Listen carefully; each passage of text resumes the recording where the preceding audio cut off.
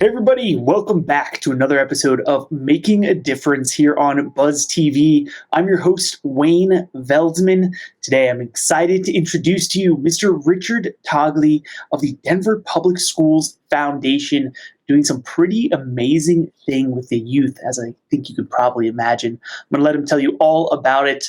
Richard, thank you for being here today. Pleasure to be here. Thank you for inviting me. You're so welcome. The pleasure is all mine. So please kick us off. Tell us a little bit about Denver Public Schools Foundation. Sure. The Denver Public Schools Foundation is the fundraising partner of Denver Public Schools. And so we invest in a lot of programs and activities that we believe have the widest inequities within the community, and to also empower our students to have the tools and resources they need to reach their highest potential, and support our educators because they do important work in our community. They do very, very important work. So this might be a little bit of a naive question, but so you said you're the fundraising partner of Denver Public Schools. Is it safe to say then that, I guess there isn't enough funding? I guess taxes, budgets? How does that stuff even work? Yeah, no, it's an interesting question because a lot of people feel like there should be enough and adequate funding for public education, which actually is not true. Public education was never designed to stand solely on taxpayers' dollars or even local and state funding. There's a base in which the district relies on, but in terms of innovations, special initiatives, or programs that really are specifically designed for special groups of students and teachers, those resources really come from the community in which those public schools are based, and really both public and private resources are needed to be combined in order to really provide our young people with quality public education. Amazing. Yeah, I think a lot of us don't realize that. And so is it safe to say that's the case in most school districts, not just Denver? Oh, yeah. I would say that's the case for all school districts. So even school districts in wealthy neighborhood, for example, have their own education funds, or parents and families do their own fundraising. You've heard of the bake sales, right? Across the country. And then, school districts with higher needs, or higher proportion of students with high needs basically need this kind of structure in which an institution or an agency like ours galvanize resources from the private sector, from the community, and philanthropy. Beautiful. So what are maybe some of the initiatives that you're currently working on over there, or driving to actually bring in some funds to the schools? Sure. For the past 3 decades, we've been having this kind of portfolio around what we call A to Z funds, which is providing teachers with the tools, resources, technology, activities that they can use in the classrooms.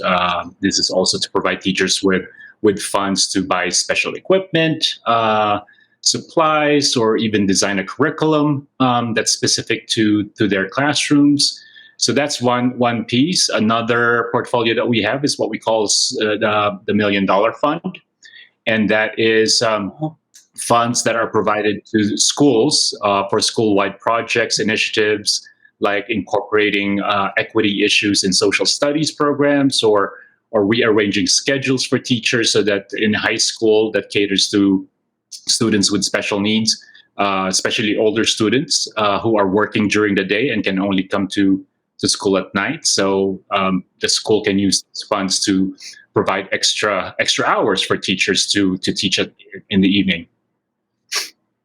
Absolutely amazing. So when you mentioned older students, working during the day, I guess that's something that I don't even think about, right? Because I just figure, elementary school, middle school, high school. Are you working with older individuals also, or is this just a different type of schooling that I'm not familiar with? These are special kinds of schools that cater to students with very unique situations in life. Whereas we also work with what you call traditional public schools. We also work with charter schools, innovation schools. We basically work with all the schools within Denver public schools.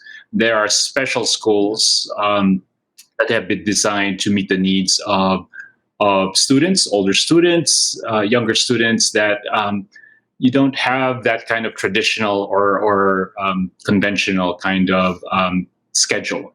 So I can personally vouch for that, because when I moved to the United States back when I was 16, I had to work. I couldn't go to school full time. I had to work. I was on my own. So these kinds of institutions that catered to my needs as a working young adult, but wanted to continue my studies, and so they're open at night.